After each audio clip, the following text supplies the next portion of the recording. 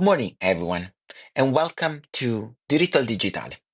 I'm Giulio Coraggio, the location head of the Italian Intellectual Property and Technology Department at law firm Delay Piper.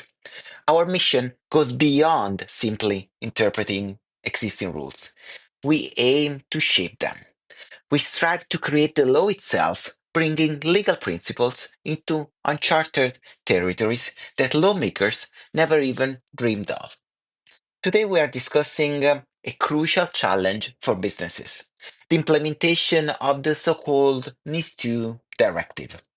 The regulatory framework set out by the NIS2 directive has to change how companies approach cybersecurity.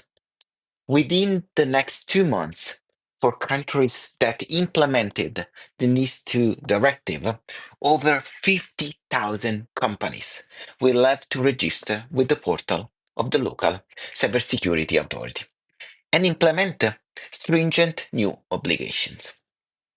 NIS2 doesn't just concern the usual suspects in the tech sector. Instead, it extends to a wide range of critical sectors. On one end, there are highly criticality sectors such as energy, transportation, financial and banking markets, healthcare, digital infrastructure, B2B, ICT service providers, and even the space sector. On the other hand, there are other critical sectors, which include postal services, waste management, chemical production and distribution, food production and distribution, manufacturing, as well as digital service providers like online marketplaces, search engines, and social networks. This wide range application of application shows that cybersecurity is no longer a niche concern. It's now a compliance obligation affecting a multitude of players, many of whom may not have previously considered it a top priority. The first step required by the law implementing the NIS2 directive is the registration with the portal of the local cybersecurity authority. A simply simple act. Yet, failure to register or to comply with this obligation can result itself in severe penalties. The sanctions provided by the NIS2 directive range up to 10 million euros or 2% of the global turnover of the entity of the previous year, whichever is higher. Moreover, a liability can be even personal against the governing bodies that do not approve, do not supervise the measures necessary to ensure compliance with the NIS2 directive.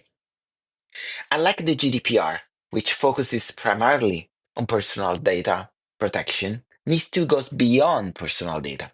It mandates a comprehensive governance model for cybersecurity in relation to any sort of data. It's not just about investing in firewalls and antivirus software. Companies must implement a risk management system, renegotiate contracts with ICT providers, implement continuous monitoring system, adopt security obligations for third parties, and implement rapid incident reporting procedures.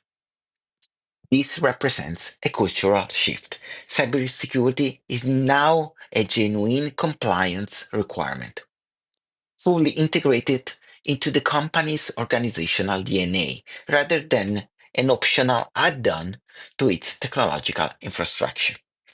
The real question is, how will businesses respond to this radical shift?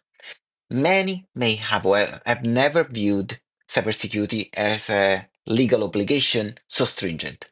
Now they must update contracts with ICT service providers, train staff, establish governance frameworks, introduce internal organizational and technical controls. All of this will require time, resources, and efforts to achieve compliance, and crucially, to avoid hefty fines, and reputational damages. However, those who successfully navigate this transition could transform a regulatory burden into a competitive advantage, demonstrating their reliability, resilience, and forward thinking approach to customers and partners. And we conclude today's episode of Digital Digital. The enactment of NIS 2 is not just a new bureaucratic requirement, but a real cultural evolution that requires companies to rethink their approach to cybersecurity. We want to involve you, our listeners, in shaping the content of our podcast. Send us an email and share your thoughts on how to navigate this era. Your input is invaluable for building a more informed and aware community. Also, if you found our podcast interesting, we would really appreciate it if you could give us a 5-star rating on Spotify. It will help us to have this podcast growing. Thank you for joining us today on Digital Digitale. We'll meet again in the next episode to continue exploring the challenges and opportunities of the digital world.